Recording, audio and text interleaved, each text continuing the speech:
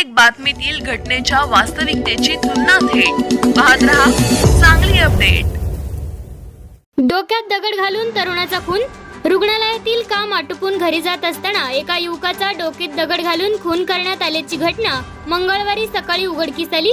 खून झालेल्या तरुणाचे नाव मयुरेश यशवंत चव्हाण, वय वर्ष 30, राहणार भेंडवडे, तालुका हातकणंगले, जिल्हा कोल्हापूर असे आहे।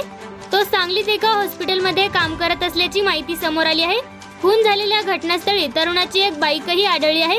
संजय नगर पोलीस आणि स्थानिक गुन्हे अन्वेषण विभागाचे अधिकारी श्वान पथकासह घटनास्थळी दाखल झाले आहे।